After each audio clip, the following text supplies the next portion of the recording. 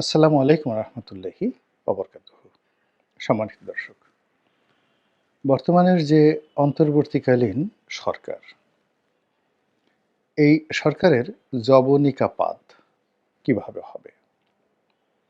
স্বাভাবিক নিয়মে তারা একটি সুন্দর নির্বাচন করবেন, তারপর নির্বাচিতদের হাতে ক্ষমতা হস্তান্তর করবেন এবং যারা ক্ষমতা লাভ করবেন তারা সহাস্য বদনে তাদেরকে আলিঙ্গন করবেন এবং যথাযোগ্য সম্মান এবং মর্যাদা দিয়ে তাদেরকে বিদায় জানাবেন। বাংলাদেশের ইতিহাসে কেবলমাত্র জাস্টিস হাবিবুর রহমানের যে অধীন আ তত্ত্বাবধায়ক সরকার ছিল, কেবল সেই সরকারটির যে বিদায় খুবই সম্মানজনক ছিল। শুধু তাই নয়, তিনি জীবনের একেবারে শেষ দিন পর্যন্ত নিরাপদ ছিলেন, সম্মানিত ছিলেন এবং সাধারণ মানুষের মতো বাজারে, ঘাটে, পথে, প্রান্তরে, পার্কে, রেস্টুরেন্টে একাকী যেতে পারতেন এবং মানুষ শ্রদ্ধা এবং ভালোবাসায় তাদের সেই প্রিয় মানুষটিকে আহ্বান করতেন, মেহমান হিসেবে পেতে চাইতেন। তো জাস্টিস হাবিবুর রহমানের সেই সরকারের মতো বর্তমান ডক্টর মোহাম্মদ ইউনূস এর যে সরকার, তারা যে একটা ভালো পরিণতির দিকে এগুচ্ছে না, এটি একেবারে শতভাগ নিশ্চিত। অথচ পরিবেশ এবং পরিস্থিতি উল্টো হওয়ার কথা ছিল। উল্টো হওয়ার কথা ছিল। এর কারণ জাস্টিস হাবিবুর রহমানের চাইতেও ডক্টর মোহাম্মদ ইউনূসের যে জীবন বর্ণাঢ্য। তার পরিচিতি এবং তার ব্যাপ্তি বিশাল এবং ব্যাপক। তার কাজের যে অভিজ্ঞতা এবং জীবনের যে সফলতা, তার সঙ্গে সঙ্গে তিনি যে বিরূপ পরিস্থিতি মোকাবেলা করেছেন শাসক শ্রেণীর দ্বারা, তার ব্যবসায়িক প্রতিপক্ষের দ্বারা, একান্ত আপনজন হিসেবে যাদেরকে কাছে টেনে নিয়েছিলেন তাদের দ্বারা। তো এত সব বিরূপ পরিবেশ এবং পরিস্থিতি যখন একটি মানুষ মোকাবেলা করে, তিনি যখন ক্ষমতা লাভ করেন, কার্যত তিনি একজন মুনি বা ঋষির পর্যায়ে পৌঁছে যান। তো সেক্ষেত্রে ডক্টর মোহাম্মদ ইউনূস তিনি কেন সফল হবেন না বা হচ্ছেন না, এই বিষয়গুলো নিয়ে আলোচনা খুব জরুরি। কেন জরুরি? আগামীতে এই দেশ একটি চলমান। আমি যে বক্তব্যগুলো দিচ্ছি, এটি এ সময়ের জন্য প্রযোজ্য নয়। আগামীতে ডক্টর মোহাম্মদ ইউনূসের মতো এইরকম পরিস্থিতিতে অনেকেই পড়বেন বা আগামীতে বাংলাদেশের যে রাজনৈতিক সংকটগুলো আসবে, সেক্ষেত্রে বর্তমান যে জমানা, সেই জমানার যে অভিজ্ঞতা, সেই অভিজ্ঞতাগুলো যদি আপনার থাকে, তাহলে ক্ষয়ক্ষতি এড়িয়ে আপনি সফলতার দিকে যেতে পারবেন। আপাত দৃষ্টিতে আমরা হয়তো অনেকেই মনে করছি যে ডক্টর মোহাম্মদ ইউনূস সরকারের একেবারে জানি শত্রু হলো আওয়ামী লীগ। প্রথমত এটা বাদ দেন। এর কারণ হলো আওয়ামী লীগ এই মুহূর্তে বহুমুখী চাপে আছে। তাদের যারা বাংলাদেশে আছেন প্রায় সবাই নিশ্চুপ, বিরাট অংশ পালিয়ে আছেন। তারপর দেশের বাইরে যারা একটু গুরুতর অভিযোগে অভিযুক্ত, তারা দেশের বাইরে পালিয়ে আছেন। আর দেশের বাইরে থেকে তারা যে সকল মানুষ কথাবার্তা বলার চেষ্টা করছেন, এটি জনমনে বিরূপ প্রতিক্রিয়া তৈরি করছে। আওয়ামী লীগের যে সকল মন্দ মানুষ, এখানে দুটো বিষয় আপনাকে স্পষ্টভাবে ভাবতে হবে। সেটি হলো আওয়ামী লীগ একটি দল এবং এই দলের সাধারণ নেতাকর্মী, একই সঙ্গে এই দলের খারাপ নেতাকর্মী, দুর্নীতিবাজ নেতাকর্মী। তৃতীয় আরেকটি অংশ আছে, সেটি হলো এই দলের সুবিধাভোগী, যেমন আমলা, কামলা, ব্যবসায়ী। তো এই মন্দ মানুষ যারা, বিশেষ করে যারা আমলা, কামলা, ব্যবসায়ী, তাদের প্রতি মানুষের রাগ, ক্রোধ, ক্ষোভ কোন পর্যায়ে, অতি সম্প্রতি একটা ওসি ধরা পড়েছে সেই চট্টগ্রামে। তার সঙ্গে যে ব্যবহার করা হয়েছে, এর থেকে বোঝা যায় যে একজন ওসির সঙ্গে যদি এই অবস্থা হয়, তাহলে ওসির যারা আব্বা ছিলেন, তাদেরকে যদি জনগণ হাতের নাগালে পায়, তাদেরকে পাড়িয়ে জিহ্বা টেনে ছিঁড়ে ফেলবে, কুটি, কুটি করে ফেলবে।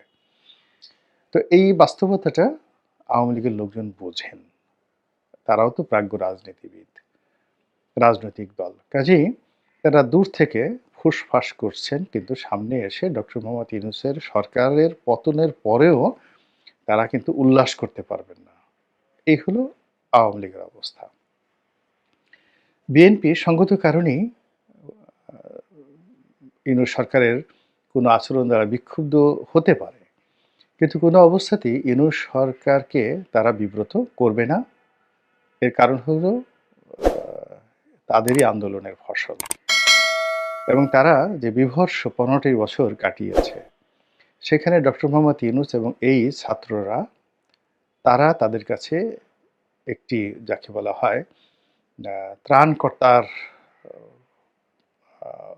যাকে বলা হয় পোর্ট্রেট হিসেবেই বিবেচিত। এখন এদের আচরণে বিএনপি হয়তো বিক্ষুব্ধ, বিরক্ত, কিন্তু ইট ডাজ নট মিন যে বিএনপি তাদের বিরোধিতা করবে। তাহলে তাদের বিরোধিতাটা কি? তাদের সমস্যাটা কি? কেন আমরা তাদের ব্যর্থতার কথা বলছি? তাদের ব্যর্থতার মূল কারণ হবেন তারা নিজেরা। কি, কি সেটা? সেটা প্রথম হলো তাদের অনভিজ্ঞতা। অর্থাৎ রাষ্ট্র পরিচালনা করার জন্য তাদের কোনো অভিজ্ঞতা নেই। অতীতে এরকম বহু ঘটনা ঘটেছে। এমনকি নাবালক সিংহাসনে বসেছেন, বালক সিংহাসনে বসেছেন, এবং রাজ্যের পরিস্থিতি এখনকার চাইতে হাজার গুণ জটিল ছিল। জহিরুদ্দিন মোহাম্মদ বাবর যখন কাবুলের সিংহাসনে বসেন, সম্রাট আকবর যখন দিল্লির সিংহাসনে বসেন, তখন সেখানকার রাজনৈতিক পরিস্থিতি এখন ঢাকার চাইতে কোটি কোটি গুণ জটিল ছিল। তারা সফল হলেন কেন? এর কারণ হলো তাদের অভিভাবক ছিলেন, গাইড ছিলেন, পরিচালক ছিলেন এবং সহযোগী ছিলেন। দুর্ভাগ্যজনক হলেও সত্যি যে বর্তমান সরকারের এই জিনিসগুলো নেই। নিজেদের অভিজ্ঞতা নেই, একই সঙ্গে তাদের অভিভাবক নেই, তাদের গাইড নেই। অভিভাবক মানে in terms of leadership quality, তাদের নেতা। তারা আর গাইড হলো তাদেরকে যারা পথ দেখাবেন, আর সঙ্গী সাথী, যোগ্যতম সঙ্গী সাথী তাদের লাগবে, বন্ধুবান্ধব তাদের লাগবে। তো তাদের এটি নেই।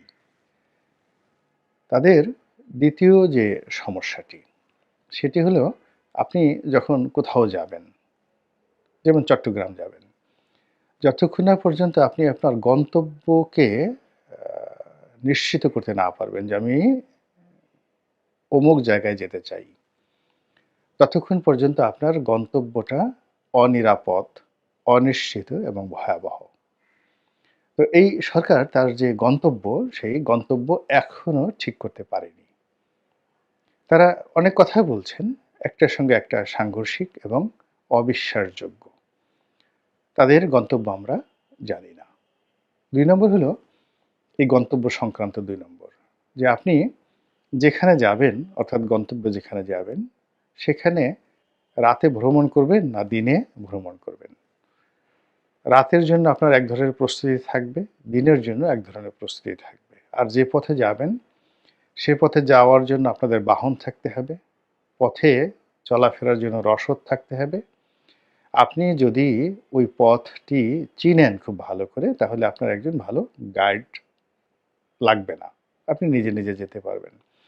কিন্তু আপনি যদি পথটি না চিনেন, তাহলে অবশ্যই আপনাকে গাইড নিতে হবে, অভিজ্ঞ গাইড নিতে হবে। এই সরকার যে পথে গমন করছেন, এই গমনের যে আপনি অধিক্ষেত্র বহু বিভক্ত।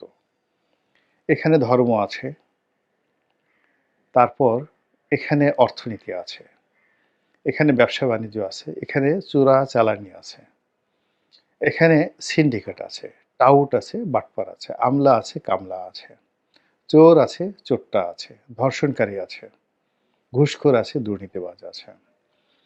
তো এই বিষয়গুলো আপনাকে গাইড দেবে, আপনাকে নেতৃত্ব দেবে এমন লোক আপনার না থাকলে আপনি যদি এই গ্রুপের মধ্যে পড়েন, সকালে আপনাকে গাবতলী হাটে বিক্রি করবে গরু হিসেবে, আবার একটু পরে আপনাকে কিনে নিয়ে আসবে ছাগল হিসেবে, সন্ধ্যার সময় আপনাকে আবার বিক্রি করবে দুম্বা বলে।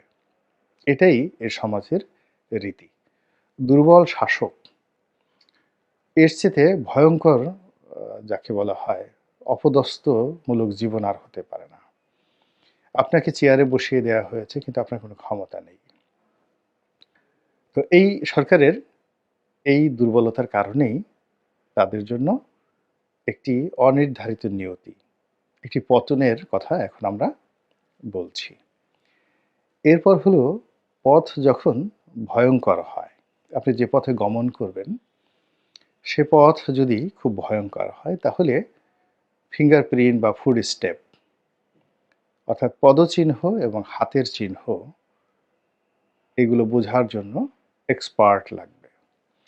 যেমন আরবরা যখন কোনো জঙ্গলে যেত বা এখনো সুন্দরবনে যদি আপনি গহীন অরণ্যে যেতে চান তো সেখানে কোন কোন প্রাণী চলাচল করে, তো সেই প্রাণীর যে পায়ের চিহ্ন, এমনকি ১ বছর আগে যদি প্রাণী সেখানে মলমূত্র ত্যাগ করে থাকে ওইগুলো দেখে যারা অভিযাত্রী তারা বুঝতে পারেন যে এই পথে কোন কোন প্রাণী আছে, ভয়ঙ্কর প্রাণী আছে, এখানে কারা কারা চলাফেরা করে।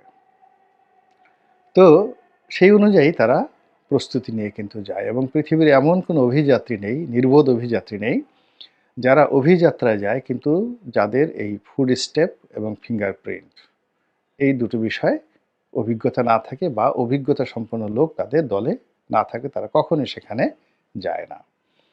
পৃথিবীর যত অভিযাত্রা রয়েছে সব অভিযাত্রার চেয়ে রাজনৈতিক যে অভিযাত্রা সেই রাজনৈতিক অভিযাত্রা আরও কঠিন। এখানে আপনার দার্শনিক লাগবে। আপনার কেমন দার্শনিক? যেমন ধরুন আলেকজান্ডার, তার সঙ্গে কারা দার্শনিক ছিলেন? আলেকজান্ডারের সঙ্গে অ্যারিস্টটল ছিলেন, তার টিচার। নট অ্যারিস্টটল, অ্যারিস্টটলের সঙ্গে সম্ভবত প্লেটো, সরি ভুল হয়ে গেছে, প্লেটোর মতো মহাজ্ঞানী ছিলেন তার সঙ্গে।